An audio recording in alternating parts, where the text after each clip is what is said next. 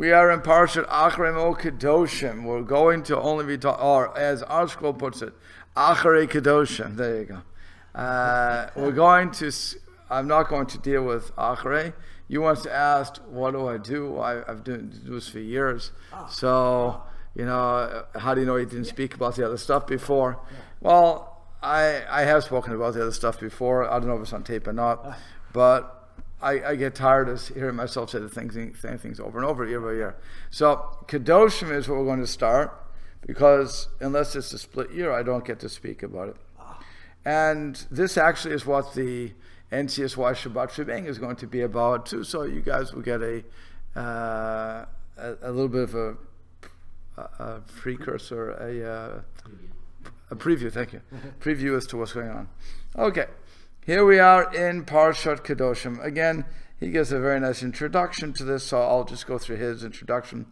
It says, holiness, parents, Sabbath, and idols. It was Hashem's will to rest his presence among the Jewish people, so that it could rise to its calling to be a holy nation of his servants. In order to make this possible, Israel was enjoined to avoid the spiritual contaminations that would result from sexual and religious practices listed in the previous several chapters. This Sidra begins by explaining that the reason for these prohibitions was to make it possible for the nation to become holy by emulating its creator as much as possible. Furthermore, the purpose of this holiness is for people to become elevated in their lives on this world, and in this way, and the way to do this, our passage teaches, is by scrupulous adherence to the commandments found on the first tablet of the Ten Commandments. But these commandments demand more than minimum observance, for as one makes his required climb up the ladder of holiness, he must elevate his concept to what the Torah requires. Thus, the Torah teaches here that respect for parents ordains not only that they be honored through personal service, but that it be done in a respectful manner. The definition of Shabbat observance goes beyond the seventh day of the week and includes the seventh day sabbatical, a 7th year sabbatical of years, fields and loans, for they too testify that Hashem is the creator and master of the universe. And we are exhorted against the prohibition against idolatry, includes not only the acts of worship, but anything that shows their credence or respect, even when there could be some personal damage in doing so. So now personal advantage in doing so. Thank you. So now here we go. Vayedaber, it was first sentence, first passage. Vayedaber Hashem Moshe lemor. You have it.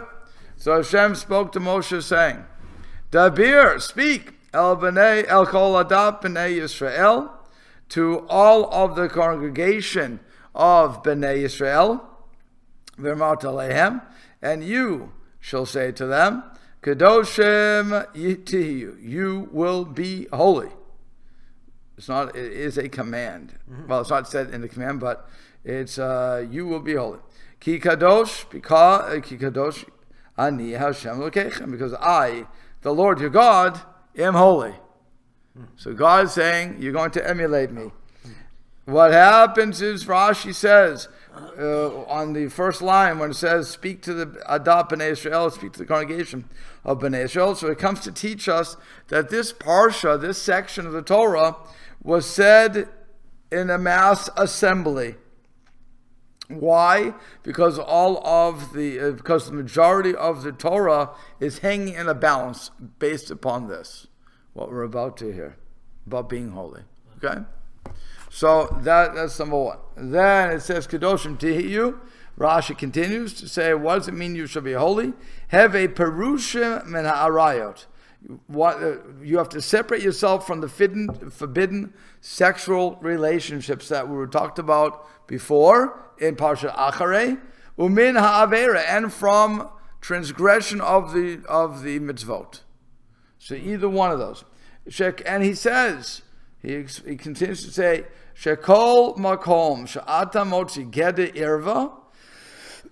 Anytime you are going to find a fence around forbidden sexual relationships, ata motzi kedusha, you find sanctification.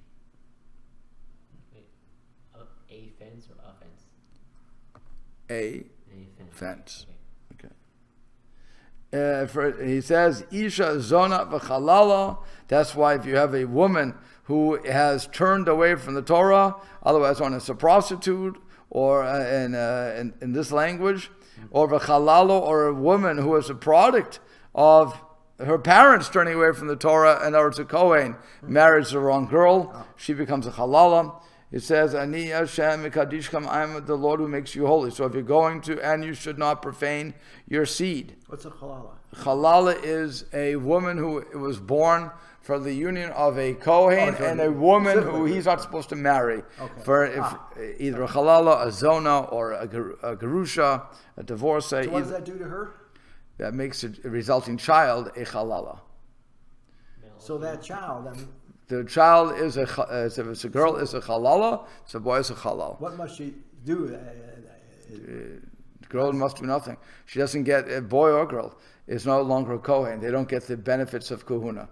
In other words, if I was in Eretz Yisrael and the Mashiach and the temple was built, so let's leave Mashiach alone for a second.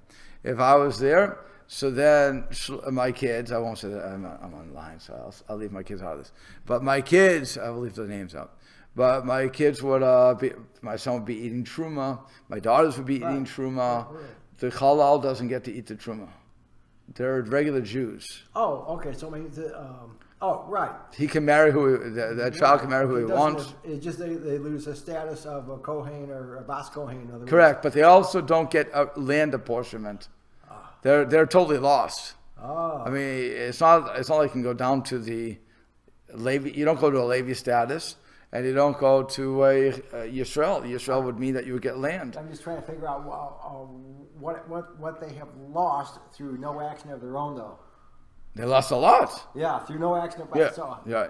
Well, it's like the mums there. Except not as bad as mums there, because only marry another mums there. Right, but I'm just saying it's like the mums there. We pay for the transgressions of our parents. Oh, wow. Right, 100%. And by the way, for all those who think religion is cruel, blah blah blah blah blah, okay, because of this, if the parents can pass on the drug habits that they have. AIDS, all these things transferred to the kids. So, right, so you can, it's genetics at that point. And okay, again, you can blame that on God. You can do a lot, but God's the one who says, stop doing what I tell you not to do, and this won't happen. It's that simple. Okay, so either way, but that's a halala. So, but Rashi's point here is, whenever we separate from Avera or we separate from what we should not be doing, again, forbidden sexual relations, then that is what leads us, puts us on the road to holiness. Okay, that's what he's saying. So now this footnote says the Taz Canaan. Is it there? Or is it, who said that? Wait. No, I'm sorry, it was the Kli Yakar. So the Kli Yakar looked at this and said, what's when it says speak to the congregation of the Bnei Israel? So it's very interesting what he said. He says, Prat kol adat. It singles out every assemblage. Ki ein eda pichot miyud, because there's no assemblage that, as far as we're considered in Hebrew, no eda, less than 10 men. That's the minimum. You have to have the minimum 10 men. Every time you have a minimum of 10 men, that creates the Eidah, the congregation. Minyan. Congregation. Okay. And he continues, V'ein davar shepekadusha bechot miyut. And you can only say davar shepekadusha, Baruch Hu, Kadesh, Kedusha, you need at least 10. Al Kain. Therefore he says, it says here, speak to all of the congregations of Bnei Yisrael. In other words, to each and every individual congregation, sheyu kedoshim, that they should be holy, al yedei shehem mutarim l'chol davar sheb'kedusha, because via that they are permissible to engage in all these levels of Kedusha, asher bo mekadshim shemo yitbarach, in that they can sanctify God's name, and in that, ki kadosh ani, because I am holy. So he's saying, so interestingly enough, the Kli Yakar, he has a lot to say, but I liked, that was one particular thing I saw, because I'm always pushing for minyan. But it's, he's saying every time we get a minyan, and we sanctify God's name with that minyan, we are fulfilling this mitzvah of Kedoshim to you. You will be holy, because you will sanctify my name. Your question is? What does minyan mean? Number. Number? Okay, so why do we use congregation? Why don't we use congregation? You're asking me why we don't, or what? No, it's the English word. So congregate is to come together. Yes. And the congregation is an act of coming together. That's Eidah. That's Eidah. So I'm telling you, Eidah is giving giving testimony. I was going to ask that. Huh. Okay, so why don't we use it? We don't use that for in other words, minyan is our word for that. Right. We don't say, when we don't call the shul Eidah, we call the shul, we don't call the shul minyan. We call it Kehilat, an assembly, or Adat Yisrael, congregation of Israel. We never call the shul minyan Yisrael. Minyan is just our way of saying number. That's all. It's just we all know that by saying minyan, we're talking about prayer. That's just our way in for the past probably 300 years. Eidah is related to Adas? Yeah, Edut. Adas, yeah, sure. Adas is Adat.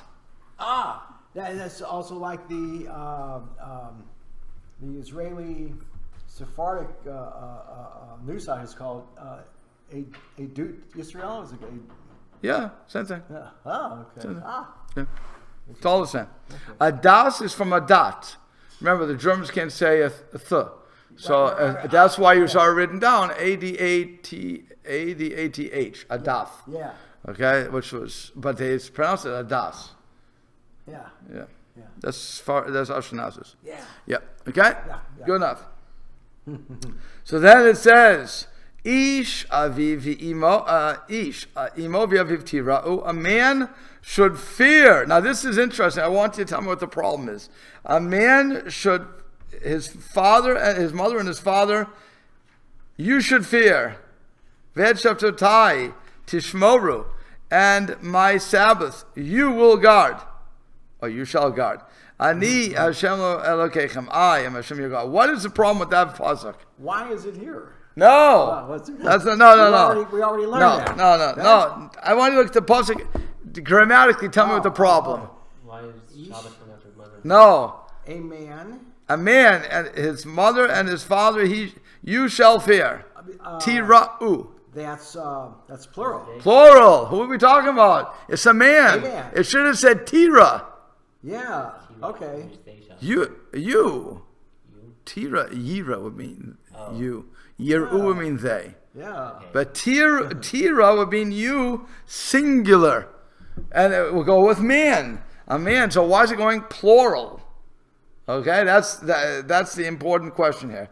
So Rashi explains, Kol echad mikem tiru aviv imo, both male and female, have to, in other words, father and son, daughter and son, have to fear Hashem.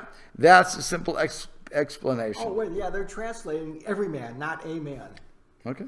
Uh-huh. Even there, that would be they. Every man would be, wouldn't it?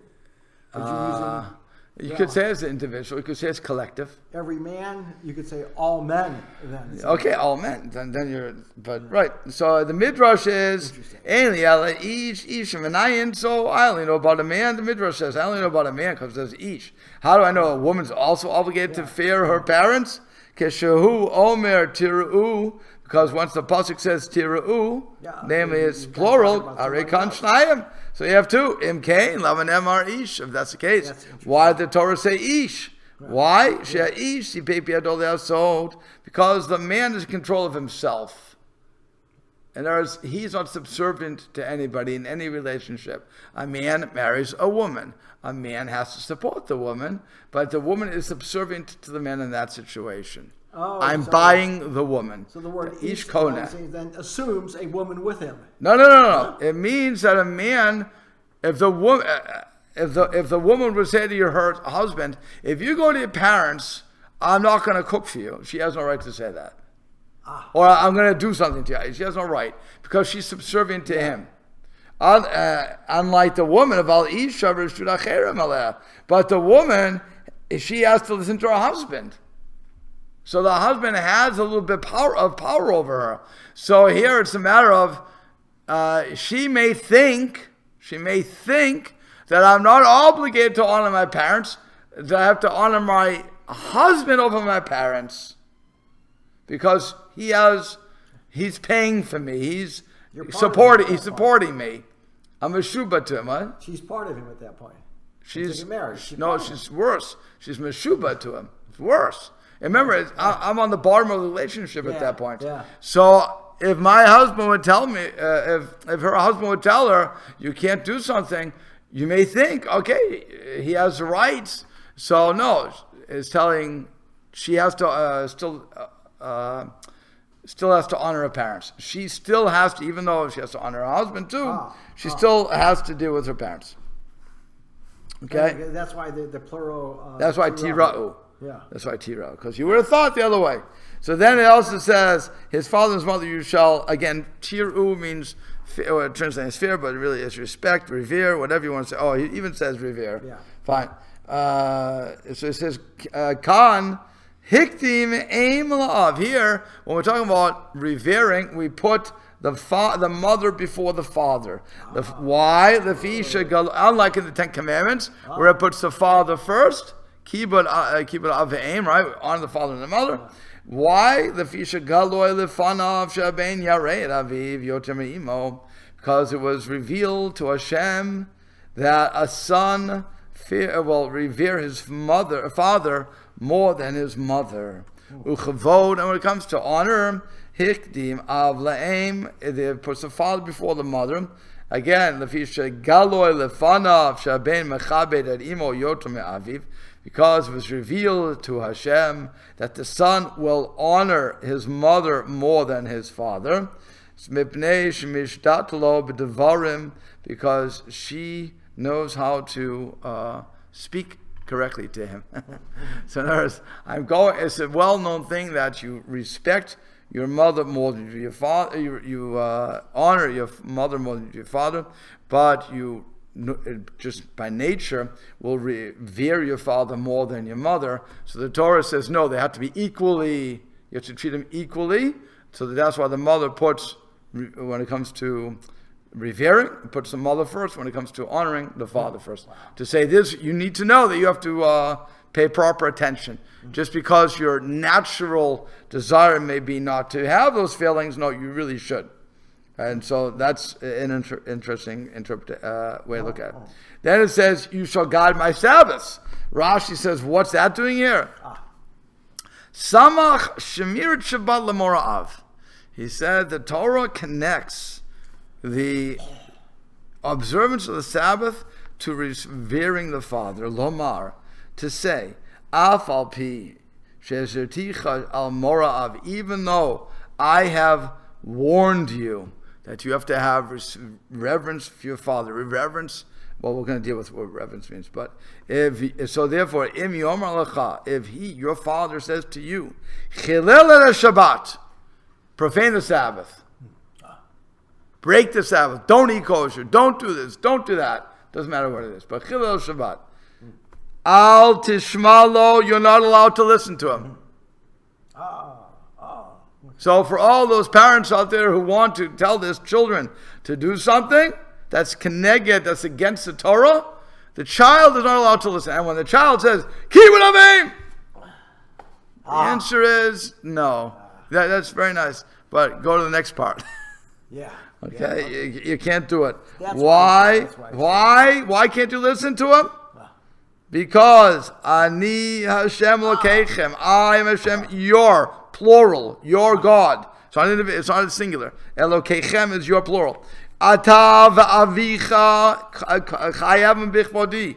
You and your father are chayav. You're obligated in my honor, God says. Lefichach. Therefore, lo tishmalo levatel levadraй. You can't listen to him to vatel my words, to nullify my words. No, it doesn't work like that. And now Rashi says, let's understand, Ezohu Mora, what is considered reverence, Lo yeshe bimkamo. You are not allowed to sit in your father's chair. This would go to your mother too, by the way. And wherever your parent normally sits, that is not for you to sit. You are not allowed to. Lo yede bimkamo. You cannot speak in his presence. So if somebody is speaking, now, and this happens many times, I'm speaking to the father, and the child wants to interrupt. That, for whatever reason, it's wrong. It's going against reverence. Your father is there. Your mother is there. You do not speak in their presence. It doesn't mean you can't speak with them. It means that if somebody's asking a question, you don't run ahead and answer the question. Okay? Isn't that what Lavan did? Say it again? Isn't that the point that they made against Lavan? Yes. That is the point they made against Lavan. He had no reverence for his father. Lo yis Torah tavarav, and you also cannot contradict his words. Let's say your father is wrong. What do you do then? So that's the famous thing that the Torah says. You don't say you're wrong. You say, Dad, can I ask you a question? The Torah says this. How do we understand that? From that, the father understands, because he reads it, that he was wrong, and he'll do tshuva for it. But you can't say you're wrong. And that's, yeah. What if you're talking about a non-Torah matter, such as you're talking about a business? Let's say you're growing up and you're in business, or you're working for your father in his business or something, and you got a customer standing there, and you realize your father's making a mistake when he's talking about a certain contract or transaction or something. What would you... At that point, you have to say, Dad, can we, excuse me, customer? I need to speak to my father. So Dad, pull him aside and say, Dad, I think I heard what you said, and you know much more than I do in business. I don't know. I'm a little kid here, but I would, from what I understood, it should be this. This is what it seemed to be saying. Okay. But obviously, you know more than I do. So what say you? You have to show respect for it. You can't say you're wrong. Rebuke him right out. Oh no, I can't do. That's just not a good thing to do with. By the way, it's not good to do with anybody. If anybody is making a mistake, the best thing to do is to pull him aside quietly and say, I think this. I'm not sure. And again, I would always say, I'm not sure. I think that to me it sounds like it's this, and. I think that's another Dale Carnegie principle, where I think he says the same. I wonder if he ever studied anything Jewish, because you should try to guide the person. You really want to guide them, because otherwise people they get very verbrent with their answers, and it's no good. It's interesting. And so you really want to try to bring the person along to let them figure, because when it's their own idea, they like it much more. So you have to make it their idea, but like I said, you can't contradict. So if your father or your mother says something, and even if you know it to be wrong, because you learned something else, so then you bring it up nicely. Again, you have to ask. I learned the Torah this way. I learned the Torah. My Rebbe said blah blah. What do you say to this? By the way, my son comes home from yeshiva and will say, Abba, what do we do? And so it depends on what it is. But sometimes I'll say to him, what do your Rebbe say? Do what your Rebbe say. What do I care? It doesn't bother me. Do whatever you feel comfortable doing. And if it's a halacha, it's a halacha. But if it's some sort of minhag that the kid wants to pick up, God bless you. I'm not so makpid on these things. Now that's fear. That's a reverence. Ezu kavod. What's considered kavod? What's considered honoring your parents? Ma'achilu mashke. You have to bring him the food, and you have to bring him the drink. In other words, what happens when you were growing up? Who served you? Your mother. Your mother served you, because we were a corrupted people. The people in the United States of America, we're corrupted. We have no respect for our parents, none whatsoever. Okay, I know you're going to think, no, of course I do. Who serves you? Ourselves. You serve yourself always from the beginning. Okay, all right. When do you start serving yourself? 7? Your mother sits down and you serve her? We don't serve anybody else. Oh, no, see, that's not respect. Okay. That's not respect. I just said, respect is they're sitting down like the king and queen. You bring them the food. You bring them the drink. You set the table. You are the servants. And 7 or 8, years of age is about the right time. Right, to you. understand That's it. what you're supposed to be doing. That's it. Malbish. You're supposed to bring in their clothes if they need something. They mal in. You're supposed to bring their shoes. If they're sitting down and they want slippers, you're supposed to bring their slippers to them or their shoes. Machnis and motzi. You're supposed to let them go first, and then you go off first. That's interesting. You bring them out. But it's how are you going to do that? In other words, you have to show them total honor. What's honorable for me to sit down while you're bringing me food, or for me to bring my own food to leave you? Ma, get yourself. What do you want me to bring it to you? What am I, a servant? Okay. Again, in America, mothers always bring it up. Okay. So, 1 second. So when it comes to all these things, we don't think in these lines. Now, I'm not going to argue whether or not it's stayed the same, as far as what we consider morals today. But the point is that we're supposed to serve our parents. We're supposed to bring them, show them that respect that we would of somebody who we know is above us. Now, what was your question? Okay, hold on. So if you bring a dish to the table, whoever brings it to the table, I don't care. You bring it to the table, you set it on the table. There's a serving utensil, whatever it is. Yes. You serve yourself. No. Somebody Okay, I'm sorry. Go ahead. The other person on the other side of the table asks, "Can I have that dish?" You pass it over. Everybody works with each other. I'll ask you a question based on what you're saying. Right. You bring the food to the table. You put it down on the table. Whoever puts it. Who cares? Right. No. Again, if your parents should be seated. According to this, your parents are seated. But let's say everybody's bringing to the table. Everybody brings. Your parents say, "Help me." That's it. Boom. Everybody puts it on the table. Right. Now you all sit down. Who gets first? Dad. Then who gets second? Of which dish though? Any dish. No. No. I'm not asking what you do. Right, but for the rule is dad.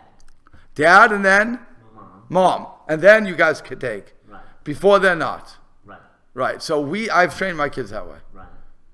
That it comes in front of me, everything's in front of me first. Keep it up. Yeah. You have to serve me. Right. And I eat. Then, if my wife's in, she'll take whatever. She's not so machmir on these things. But I'm doing it because I want to teach them that there's a rule here. Right. Okay, so that's what it is. So if the kids bring the food, and they have to let us take first, and then they can take. That's keep it up. Correct. For my example, is it selfish for me to take all the stuff for myself, and then everybody else can do it themselves? Yes. That's selfish. To set it out and everybody works with each other. It's not honor your father and mother. It's not revere your mother and honor your father. It's not that, but it's not me first. Well, yeah, fine, but it's not. But right, but we're looking at the mitzvah. We're looking at it's not what you're supposed to be doing. Right, but it's not. You want to say that it's not selfish. Right. Okay. I'm not going to argue what selfish is. What I'm saying is what the Torah is demanding of us. In other words, again, we have a different moral standard today. Right. In America, we really do. What? Depending on the family. Anyway. I'm saying right. We have a different moral standard. Well, I'm saying from the Torah's point of view, what you're describing is not correct. Right. So you'd have to let your parents have it first. You're supposed to stand up when your parents walk in the room. Okay, like the Rebbe, you're supposed to stand up. And by the way, I don't mean like this. Oh, I have to go to the bathroom. Oh, yeah. You're supposed to stand up. Okay? And, most people don't require that. But and by the way, if a parent is mochel, what we call mochel, forgiving that, so the child is not breaking any rule per se. But I think it's a matter of respect. When a person walks in, you get up for them. Because again, it would be like if the president walked in the room. And I always say this, regardless of you like the president, you don't like the president, I don't care. When the president walks in the room, you stand up. Okay?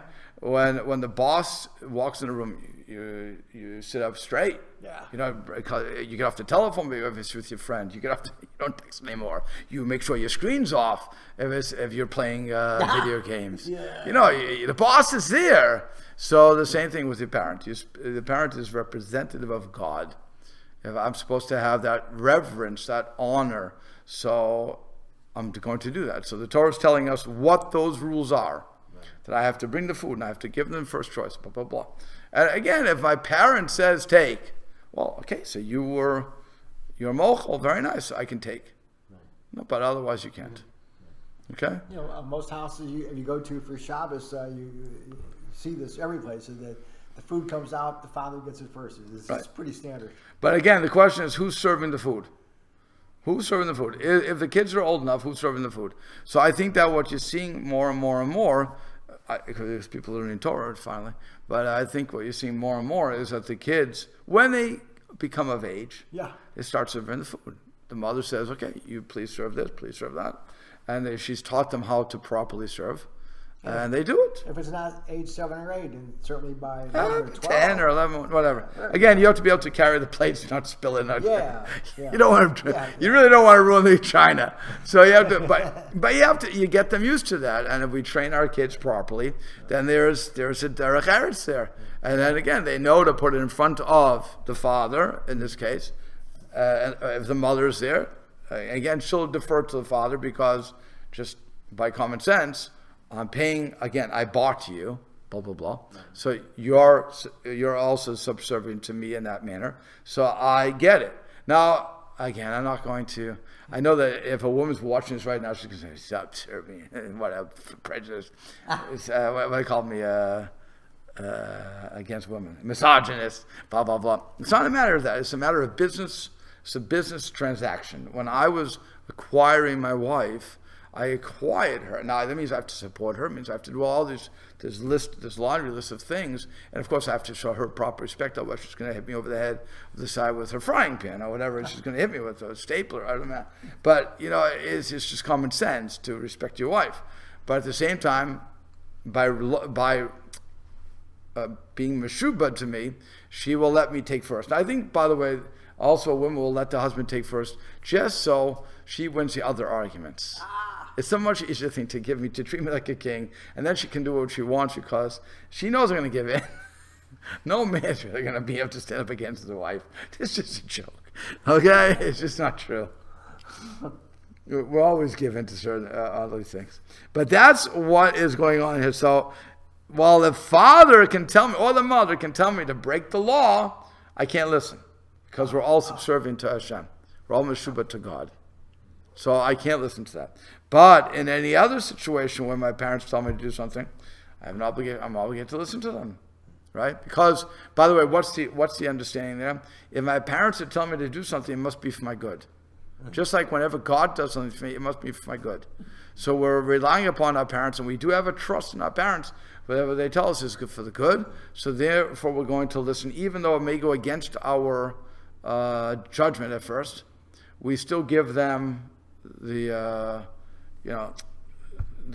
kavod for that. Now, when we get older and we get married, while we still may want to listen to our parents, there's going to be times that we won't be able to listen to our parents.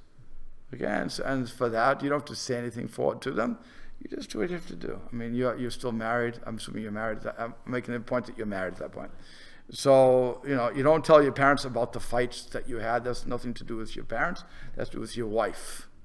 And for the wife, she should never speak to her parents about the fight they had with her husband. That's an internal struggle that nobody else should have to deal with. Because it's not, the parents will say, we're only hearing one side of the argument. You can't judge on that. That's Pirkei Avot. Like I said last week, when you have two people come in front of you, they're both litigants, you consider them both Risha and both wicked because they're both liars. They're just both liars. Forget it. It's just they think they're telling the truth, but there's a problem. So I hear your story, I hear this story, and somewhere in the truth, somewhere in the middle is the truth, if at all. You understand what I'm saying? So if a husband and wife are coming and they're complaining to their parents, first of all, they're heading for divorce when they do something ridiculous like that. But because everybody's giving their give and take without knowing the whole story. But if they talk with themselves and they learn how to communicate, they're much better off. That's just my marriage. Again, for all the misogynists up there, that's how I tell them. Go ahead. I remember learning that thing in Pirkei Avos where it talks about if you want to be a good judge, you have to judge each person like they're untrustworthy and evil. The Correct. thing that came to my mind was guilty until proven innocent. Yep. Which is opposite how it works in America. Correct. So if nothing happens, you both go to jail. good day. Well, it's not. You're not going. It's Right. It's not that nothing. You're not actually served. You're not actually at judgment, but it's that. It's not to that extreme, but it's Correct. not. You're right. You notice you're both, because if you can't, the reason that we're saying that is, again, everybody has their perception of the truth. Right. Unlike in our American court systems, where we have this rule of you're innocent until proven guilty, until the news media gets you, then you're guilty until proven innocent. I mean, let's be honest with ourselves. Most cases are adjudicated in the newspapers before they get to trial, and we just decide that they're guilty or whatever. But when we say guilty until proven innocent until proven guilty, we're putting the burden of proof on the prosecutor, because we have an adversarial system. In our system, we don't have courts. I mean, we don't have lawyers. It's you and you come to me saying, I have this loan, I did this, I did that, whatever the thing is. There's no tricks. You're talking to me and two other judges, and we have to listen to you. So if I see you as innocent, I see him as a ganef, I'm going to give it to you. If I see him as innocent, you as a ganef, I'm going to give it to you. I'm going to give it to him. If I see you as rich, him as poor, I'm going to say, oh, I'm such a rich man. How could I ever embarrass him publicly? Or if you are the poor guy, I say, well, I'm going to make you a loser twice on this one, okay? I'm going to say, well, the rich guy has enough to give him. And then I'll tell him, really, he gave him tzedakah. Okay, as a judge, I have to be impartial. Right. So if I'm going to look at you two and say, oh, so I like you better because you wear red, and I don't like you because you wear blue, I have to recuse myself. Right. I see you both as equal, both as guilty. Right. Now I can hear the case. When you accept my judgment, you're both tzaddikim, because you're both righteous. Right. Why? Because I see, oh, you really were going for the truth. Right. Until then, you were just liars. In other words, you're coming. You want to get his money, he wants to get your money. Right. So you're both liars, because it should be a simple case. It's not a hard case. Either you're right or he's right. Right. But you have your. So I, as a judge, treat you both as wicked. But once you accept my judgment, and you pay off, he pays off whoever owes the money, we're all brothers. We're all wonderful people. You're tzaddikim. Have a great day. Now I'm not allowed to see you as Risham anymore, even though you had I'm not allowed, because you accepted the judgment. You understand? That's why in our system of guilty to prove innocent to prove guilty, we don't care really what the person is. If the person is guilty, innocent, it's just a matter of lawyers getting to the bottom. It's like I said, it's adversarial. Right. We're looking for the truth. Yeah. Now they would also argue they're looking for the truth. Yeah. But they have to advocate for their client. Right. Since I think I thought of one thing. The military tribunal system is more like our system, because you have a panel of judges. If somebody's brought to court-martial, a panel of judges. They don't select a random. Right. And also, I think also in, I don't know whether it's civil and or criminal law, I think in the United States also, I believe, maybe you know, that a person charged of a crime, let's say it's criminal, right? I think he can ask just for a judge only without a jury trial. Wait, somebody in our system? Yeah, in our system. Yeah, sure. You could ask. If he feels that somehow the case with a 6 or 12 person jury would hurt him more than help him. I think you can ask for that. Yes, I believe you can. Yeah. So let's go on. So now it's Dalet. So then it continues. Al tifnu el ha'alilim. Do not turn to idols. And Rashi says to serve them. You shouldn't turn to them to serve them. Elilim is a lashon, is the language of el, power. And kalohu chashuv, like he's not, like it wouldn't be important. So he starts off, Al tifnu elilim, do not turn to yeah. Why does it in translation use molten gods? Didn't get there yet. Okay, I just saw that.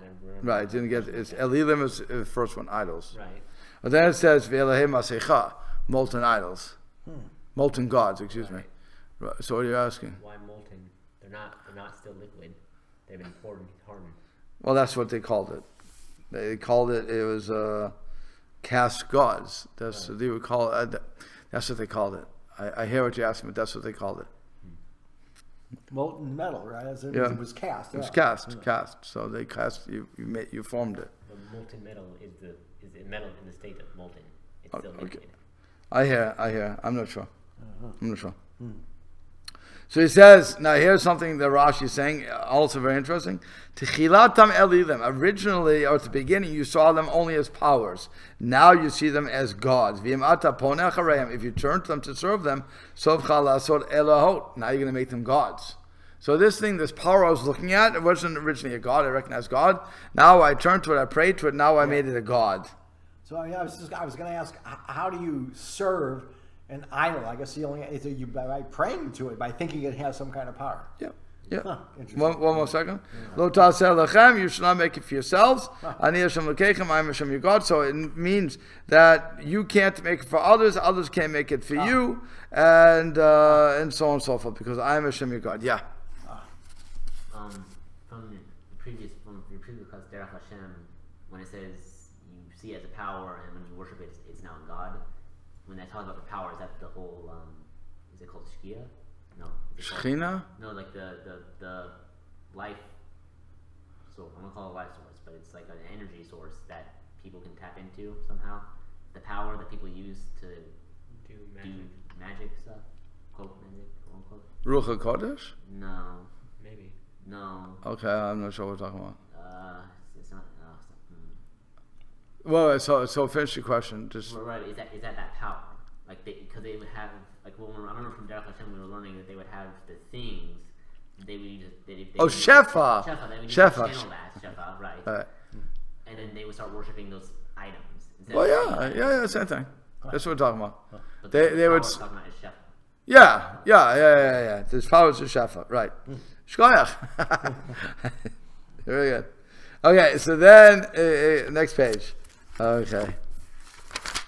And then it says, "V'chi tizbachu zevach shlamim l'Hashem, l'shonchem tizbachu."